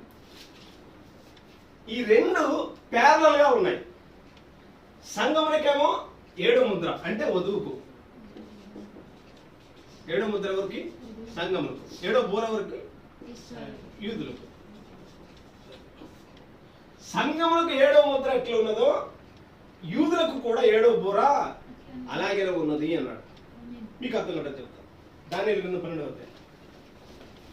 దానియేలు గ్రంథం 12వ అధ్యాయం 5వ వచనం చదువుకుందాం. 12వ అధ్యాయం 5వ వచనం. దానియేలు 12వ అధ్యాయం 5 నుండి. దానియేలును నేను చూచుండగా మరి ఇద్దరు మనుషులు ఏటి అవతల ఒడ్డున ఒకడును ఏటి యువతల ఒడ్డున ఒకడు నిలచిరి. ఆ ఇద్దరిలో ఒకరు నార బట్టలు వేసుకున్నవాడై ఏటి నీళ్ల పైన ఆడుచుండు వాను చూచి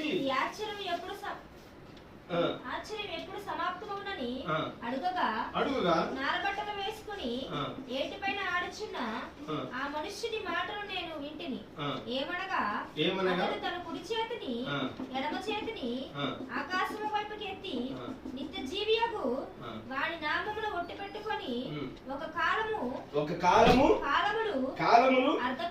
అర్ధకాలము పరిశుద్ధ జన్మ యొక్కయు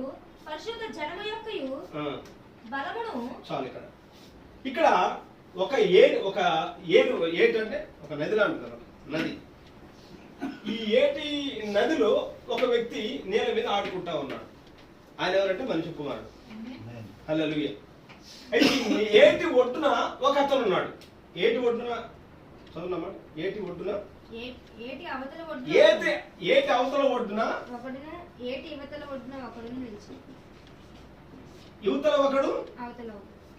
యువతల ఒకడు నిల్చున్నారు.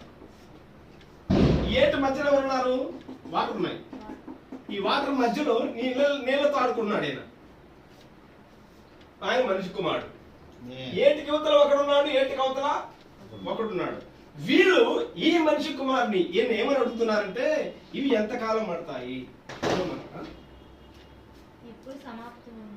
ఈ విషయాలు, ఈ దర్శనము, ఈ ఆశ్చర్యకారం ఇప్పటివరకు దర్శనం చూపించావే దానిలో 70 వారము. ఈ దానిలో 70 వారం. దానిలో ఎన్ని దర్శనాలు ఉన్నా మొత్తం ఒకే దర్శనం కింద వస్తాయి. గుర్తుపెట్టుకోండి. దానియేలు గ్రంథంలో నెబుకద్నెజర్ కల వచ్చింది కదా, అక్కడ నుంచి దానియేలు 12వ అధ్యాయం వరకు ఉన్న దర్శనాలన్నీ ఒకే దర్శనం కింద వస్తాయి. ఆత్మ సంబంధ విషయాలు ఇవన్నీ. అందులో 9వ అధ్యాయంలో ఒక దర్శనం వచ్చింది. ఇవి ఎప్పుడు సమాప్తం అవుతాయి అని ఏటి ఒడ్డున ఒకరు అడుగుతా ఉన్నారు. ఏటికి యువతల ఒకడు, ఏటికి అవతల ఒకడు. వీళ్ళు ఎవరంటే మోషే,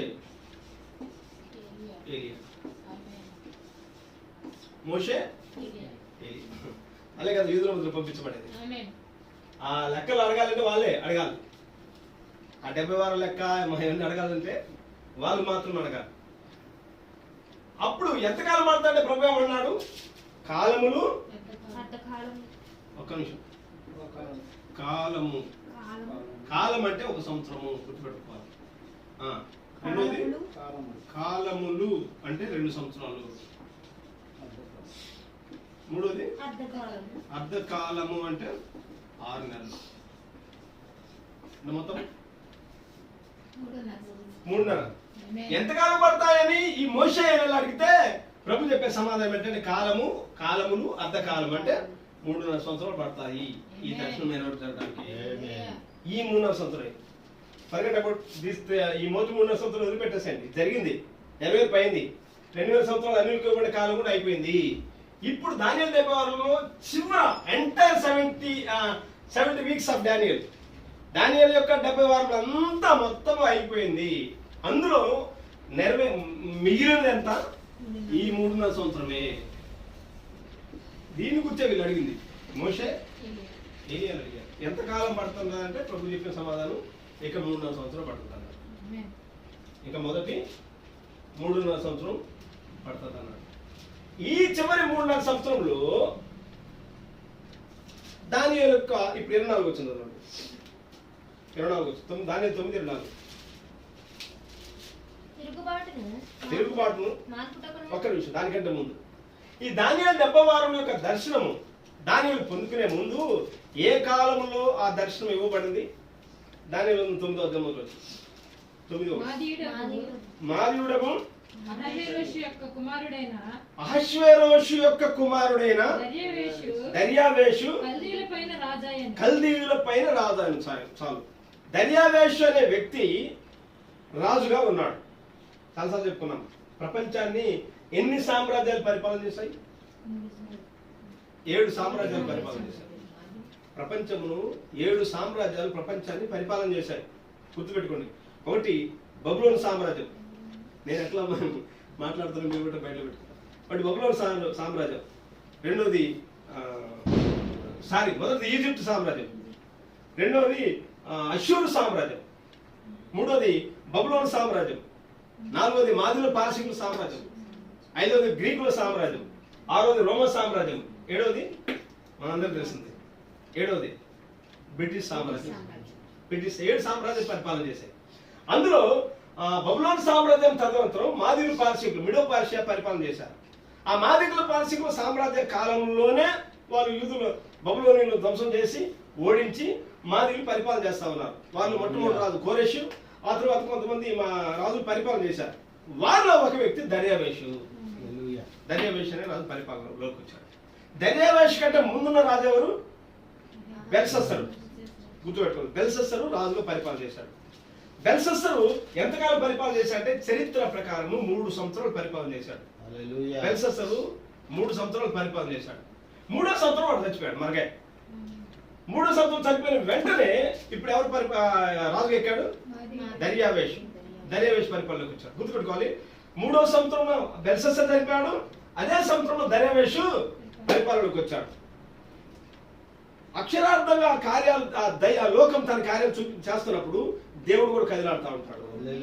అదే సమయంలో దేవుడు ప్రవక్త దానియేలును లేపాడు. అదే సమయం దానియేలును లేపాడు. దీనికి ప్యారల్గా మీకు అర్థమయ్యే విషయాన్ని నేను చెప్తాను. గమనించండి.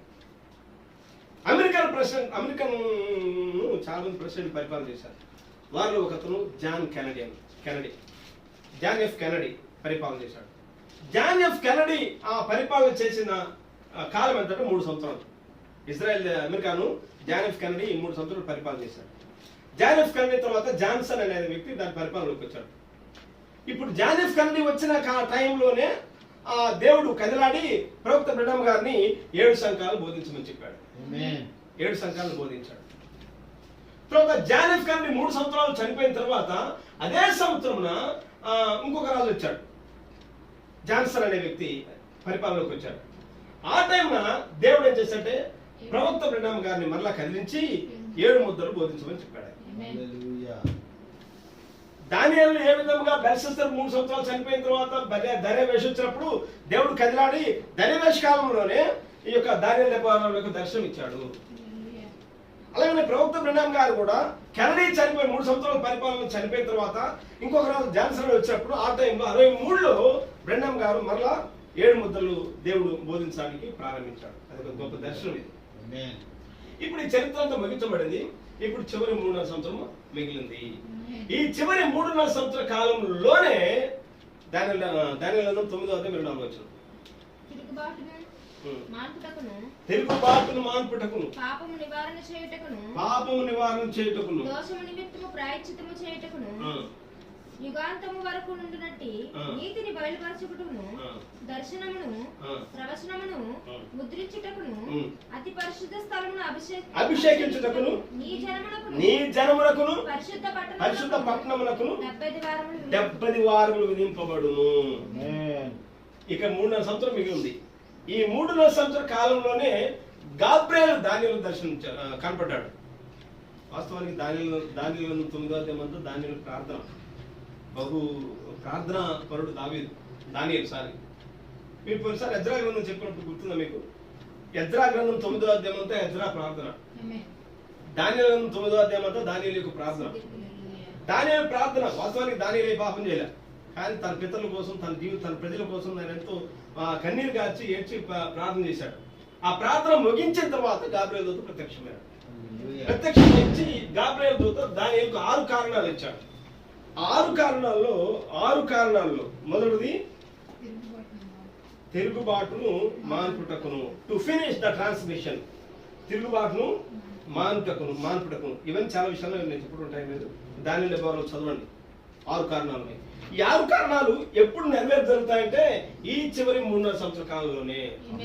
దీని పూర్తి అర్థం ఏంటంటే మరలా దేవుడు యూదుల వైపు తిరగడం అయి ఉన్నది. యూదుల వైపు దేవుడు స్వయంగా డైరెక్ట్ ఎలా తిరుగుతాడు అంటే మోషే ఏలియా వర్తమానం ద్వారా ఆయన తిరుగుతాడు. మోషే ఏలియా వర్తమానం ఎక్కడ అంటే ఆ 7 ముద్ర పుస్తకంలో 6వ ముద్ర అనేది ఒకటి ఉంటుంది. 6వ ముద్ర విప్పేది ఎవరంటే మోషే ఏలియాలు, దాన్ని తెరచేది ఎవరంటే మోషే ఏలియాలు. అసలు 6వ ముద్ర మోషే ఏలియాలు. కాబట్టి 6వ ముద్ర మోషే ఏలియాల పరిచర్య ద్వారా 1,44,000 మంది యూదులు రక్షించబడాలి. దేవుడు కదిలే విధానం ఇది. అయితే ఇక్కడ ఒక విషయం గమనించాలి. ఇందాక చదువుకున్నాం కదా బూర పండుగ 110 దేవుడు అన్యులకు సంఘములకు 7వ ముద్ర ఎలా ఇచ్చాడో యూదులకు 7వ బూర ఎలా ఇచ్చాడు. ఇక్కడ దానియేలు 12వ అధ్యాయంలో ఎంతకాలం పడుతుందని వీళ్ళిద్దరు మోషే అడిగినప్పుడు 3.5 సంవత్సరం పడుతుందని చెప్పాడు ఆయన. కానీ ప్రకటన 10వ అధ్యాయంలో ఆ బలిష్ఠుల దూత దిగి వచ్చినప్పుడు ఆయన ఏమన్నా అంటే కింద వచ్చిన 6వ వచనంలో ఇక టైం అనేది దేర్ హాస్ నో టైం అని చెప్పాడు ఆయన. 6వ వచనంలో ఇక ఆలస్యం ఉండదు అని చెప్పాడు. ఇక్కడ దానియేలు గ్రంథంలో 3.5 సంవత్సరాలు టైం ఉండదని చెప్పాడు. కానీ బలిష్ఠుల దూత ప్రభు దిగి వచ్చినప్పుడు ఇక్కడ టైం లేదు అని చెప్పాడు. ఇక్కడ హల్లెలూయా. దానియేలు 12వ అధ్యాయం చదవండి. దానియేలు 12:1. ఆ కాలమందు నీ జనుల పక్షం నిలిచినట్టి మహాధిపత్యకు మిఖాయేలు. మిఖాయేలు ఎవరో కాదు కానీ క్రీస్తు అన్నాడు ప్రవక్త. మిఖాయేలు అంటే అక్షరం దూతలు కాదు కానీ మిఖాయేలు దేవుడే అనేక సందర్భాల్లో తంతాలు వివిధ రూపాల్లో ఆయన బయలుపరుచుకున్నాడు. ఆయన మిఖాయేలు అంటే బలిష్ఠుల దూత. ఆయన ఎవరో కాదు కానీ క్రీస్తు అయి ఉన్నాడు. ఆ క్రీస్తు ప్రకటన 10వ అధ్యాయంలో బలిష్ఠుల దూతగా దిగి వచ్చాడు. ఈ దానియేలు 12వ అధ్యాయంలో 3.5 సంవత్సరాలు టైం పడుతున్నదని చెప్పాడు. ఈ విషయాలు, ఈ మర్మాలు ఇవన్నీ ఎప్పుడు దొరుకుతాయి? అంత్యకాలం దానియేలులో ఉన్న విషయాలు, ఈ దర్శనాలు అంత్యకాలం వరకు ముద్రించు, వీటిని బయలుపరచొద్దని చెప్పుకుంటూ వచ్చాడు. యోహాను కూడా 10వ అధ్యాయంలో బట్టి వ్రాయవద్దని చెప్పుకుంటూ వచ్చాడు. ఐ వాజ్ అబౌట్ నేను రాయడానికి కూడుకున్నాను బట్టి వ్రాయవద్దని చెప్పాడు. కానీ 7వ వచనంలో 7వ దూత పలుకు దినములలో అది సమాప్తమవుతున్నది. హల్లెలూయా. దానియేలు గ్రంథంలో 3.5 సంవత్సరాలు ఉన్నది. ప్రకటన 10వ అధ్యాయంలో టైం లేదని చెప్పాడు ఆయన. ఎందుకంటే బలిష్ఠుల దూత ఆ మిఖాయేలు ఆయనే గ్రంథం తీసుకొని వచ్చాడు. ఆ గ్రంథం అంటే స్వయంగా దేవుడే తాను బయలుపరుచుకున్నాడు. ఎవరి దగ్గరికి? యూదుల దగ్గరికి వచ్చాడు. ఆయన నేరుగా 30 పేర్లు నేరుగా ఆయన ఎవరి దగ్గరికి వచ్చాడు? ఎడమ ఆయన నేరుగా యూదుల దగ్గరికి వచ్చాడంటే మరి ఇవన్నీ అయిపోవాలి కదా. మొదటి 3 సంవత్సరాలు అయిపోవాలి, అన్ని దగ్గరికి ఇవ్వబడిన కాలం అయిపోవాలి. అయిపోయిన తర్వాతనే ఆయన నేరుగా యూదులకు వస్తున్నాడు. యూదుల దగ్గరికి వస్తున్నాడు గ్రంథం పట్టుకొని. మరి యూదుల దగ్గరికి వచ్చినప్పుడు మరి మనకు ఆ విషయాలు ఎందుకు? అన్యుల కాలం ముగించబడింది కదా, అర్థమవుతుందా? యూదుల దగ్గరికి వచ్చినప్పుడు మరి మన సంబంధం ఏంటి హల్లెలూయా. అంటే అన్యుల కాలం ముగించబడింది కానీ అన్య వధువు కాలం ఉన్నది. హల్లెలూయా.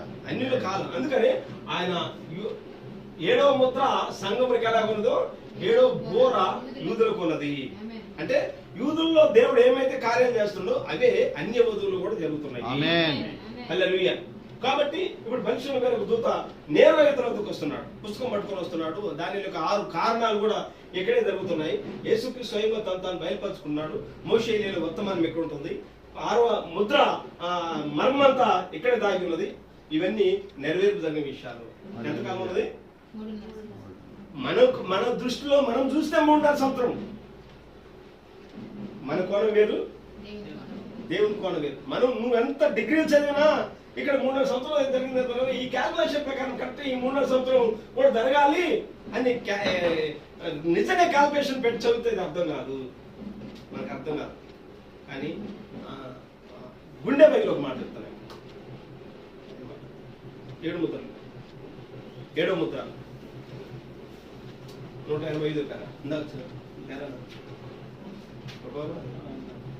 185 పేర 7వ ముద్ర 105 పేర 185 7వ ముద్ర 185. ఇప్పుడు ఆయన చెప్పారు 180 చదువు. ఇప్పుడు ఆయన చెప్పాను, మీరు యూదులు చిగురించుటకు ప్రారంభించినప్పుడు అక్కడ మీరు చూచినప్పుడు ఆ ఇశ్రాయేలు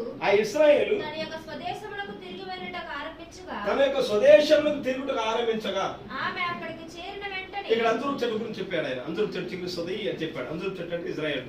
అది ఎండిపోయిందంటే 2 సంవత్సరాలు యూదుల మధ్యకి వచ్చినప్పుడు వాళ్ళు త్రోసేసినప్పుడు అది అన్ని ఎండిపోయింది. ప్రపంచ దేశాలు చలా చెదిరైపోయారు యూదులందరూ. టైటస్ కాలంలో ఎప్పుడైతే మందిరం పడగొట్టబడిందో యూదులు స్కాటర్ అయిపోయారు, చలా చెదిరైపోయారు. ఆ చలా చెదిరైపోయిన యూదులు మళ్ళా తిరిగి చేరుతారు, అంటే అంజూరపు చెట్టు చిగురిస్తారని చెప్పాడు. ఆ సందర్భం చెప్తున్నాడు ఆయన. యూదులు, అంజూరపు చెట్టు అంటే యూదులు. చదవాలి. ఆమె అంటే యూదా దేశం గురించి మాట్లాడుతున్నాడు. ఆమె అక్కడ చేరిన వెంటనే సంఘం ఎత్తబట్టు సిద్ధంగా ఉండును. మరియు పాత ప్రపంచమున అంతమగుటకును ఇక్కడ 3.5 సంవత్సరములు మాత్రమే ఉన్నది. ఇంకెంతుంది? 3.5 సంవత్సరం మాత్రమే మిగిలి ఉన్నది. ఈ 3.5 సంవత్సరాలు ఒక అయిపోయింది. ఇంకెంతకాలం ఉంది? 3.5 సంవత్సరం మాత్రమే మిగిలి ఉన్నది. 187 అయితే గమనించండి, ఈ మాట అండర్లైన్ చేసుకోవాలి. అయితే గమనించండి, పాలస్తీనాకు తిరిగి వచ్చు అదే యూదా సంతతియే ఈ సంగతులన్నీ జరుగుటను చూడగలరు. మరియు ఈ మాట అండర్లైన్ చేసుకోవాలి. గత 2 సంవత్సరములలో ఆమె పూర్తిగా ఒక దేశముగా ఏర్పడినది. గత 2 సంవత్సరములు అంటే ఇప్పుడు 7 ముద్రలు ఏ సంవత్సరం బోధిస్తున్నాడు? 63లో బోధిస్తున్నాడు. గత 2 సంవత్సరాలు అంటే 61లోనే ఇజ్రాయెల్ అందరూ పూర్తిగా దేశంగా ఏర్పడ్డారు. ఇప్పుడు 185వ పేర మరుగుసారు నాకు తెలియని దగ్గర నుంచి చేరిన వెంటనే సంఘం ఎత్తబడి సిద్ధంగా ఉండును. పాత ప్రపంచం అంతమగుటకును ఇక్కడ 3.5 సంవత్సరములు మాత్రమే ఉన్నవి. మరియు ఆమె అవ్యక్త స్థితిలోనికి వెళ్ళును. మరియు నూతన ప్రపంచము, నూతన భూమి 1000 ఏండ్ల పరిపాలనకు వచ్చును. ద్వారమునకు దగ్గరనే అది ఉన్నదని ఆయన చెప్పాను. ఇప్పుడు భూమి మీద ఒక 1000 ఈ మాట కావాలి. భూమి మీద ఒక 1000 ఏండ్లు దేవునికి ఒక దినమైతే మరియు 3.5 సంవత్సరములు దేవునికి ఎంత? చదవాలి. ఆయన కాలమానము ప్రకారము కొద్ది క్షణములు మాత్రమే. హల్లెలూయా. నువ్వెంత క్యాల్కులేట్ చేసినా అక్షరార్థంగా ఇక్కడ 3.5 సంవత్సరం జరగదు. ఇక్కడ ప్రవక్త ఆయన కాలం, ఆయన టైం పీస్ చెప్పాడు. ఆయన కాలమానం ప్రకారము కొద్ది అది 3.5 సంవత్సరాలు ఎన్ని? కొద్ది క్షణాలు. ఇదే కనురెప్ప పాటు. ఈ కొద్ది క్షణాల్లోనే మోషే ఏలియాలు రావాలి. ఈ కొద్ది క్షణాల్లోనే 1,40,000 మంది రక్షించబడాలి. ఈ కొద్ది క్షణాలు 6వ ముద్ర. ఈ 3.5 సంవత్సరాల కాలంలోనే ఇవన్నీ జరగాలి. కొద్ది క్షణములు మాత్రమే. అందుకని యెషయా గ్రంథం ఒక లేఖనం ఉంది, అది ఒకటి చెప్పేసి ముగిస్తాను. 60 అధ్యాయం, యెషయా గ్రంథం 60 అనుకుంటా. 66 అధ్యాయం 8 వచ్చింది.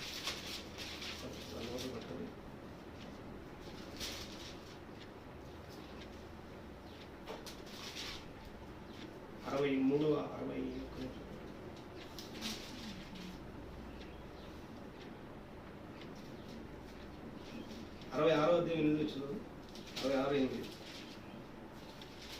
అట్టి వార్త 66:8. అట్టి వార్త ఎవరు వినియుండిరి, అట్టి సంగతులు ఎవరు చూచిరి, ఒక జనమును కనుటకు ఒకనాటి ప్రసవేదన చాలునా, ఒక్క నిమిషములో ఒక జనము జన్మించునా. సియోనులో ప్రసవేదన కలగగానే ఆమె బిడ్డలను కనినా ఎంతకాలం ఉంటుంది?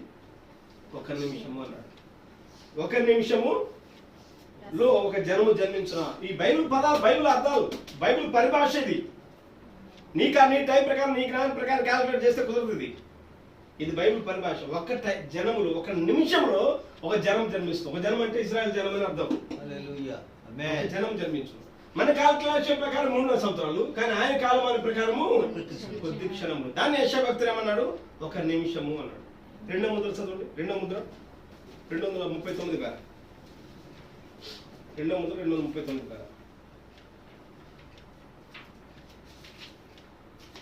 2వ ముద్ర 239 పేర.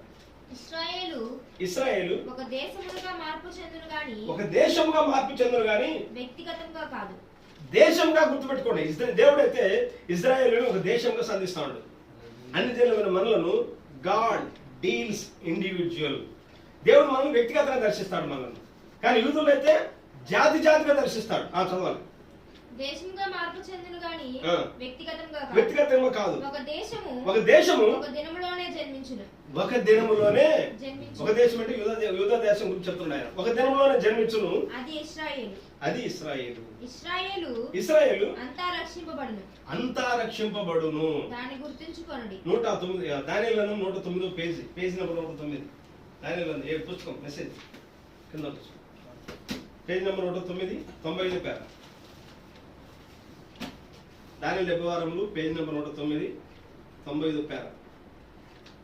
Page number 109, first page number 109 పేర నెంబర్ 95.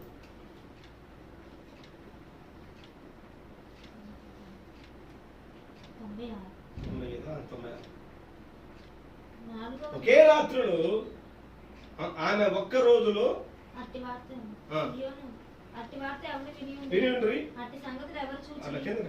ఆమె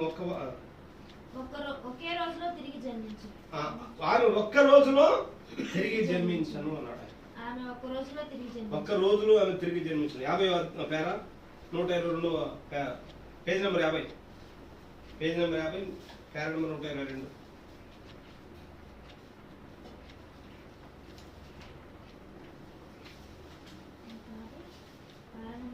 122. ఈ వర్తమానమును మరియు ముగి లోపల వాక్యము ద్వారా ఆత్మ ద్వారా ఒకే రాత్రిలో ఇశ్రాయేలు దేశమంతయు మార్చబడుతుంది. అదే ఏంటి పదాలు? మనమేమో అక్కడ ప్రకటించబడాలి, స్వార్థ ప్రకటించబడాలి, గంటలు సంవత్సరాలు పడుతుంది అనుకుంటున్నాను.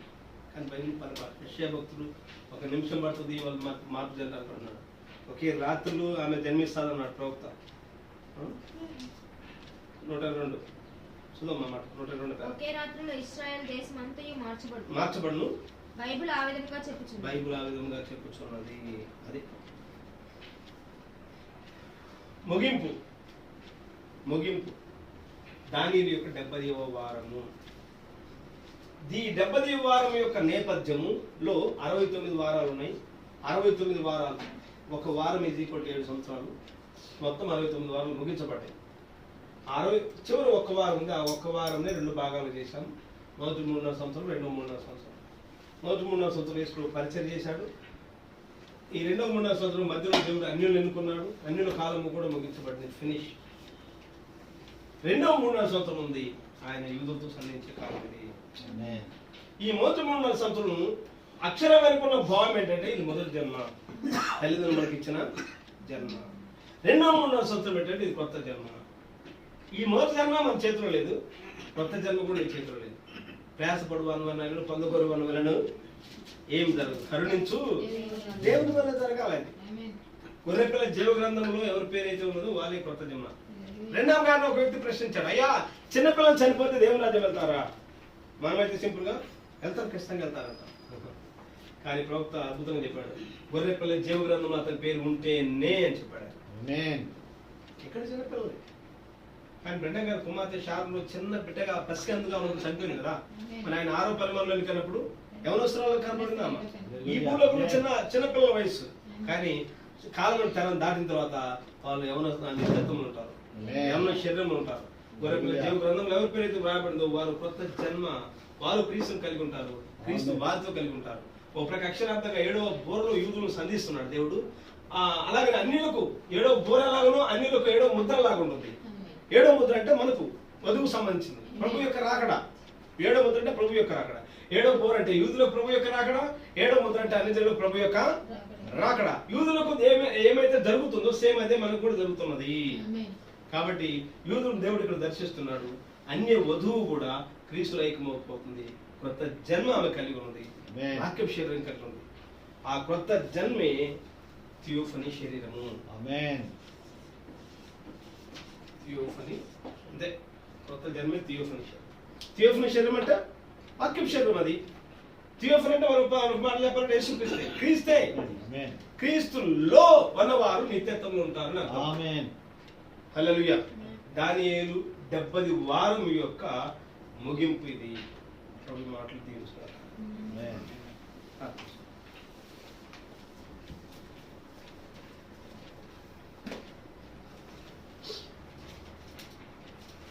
చూడండి, కృపకం పని చేసే నీకు స్తోత్రం. మీరు మాట్లాడిన ప్రతి మాటకి మమ్మల్ని ప్రేమించి మాకు ఇచ్చిన ఈ అద్భుతమైన ఆహారంలోకి మీకు స్తోత్రం చెల్లిస్తున్నాం. యేసుక్రీస్తుని దీవెనలను ప్రార్థన చేస్తున్నాము.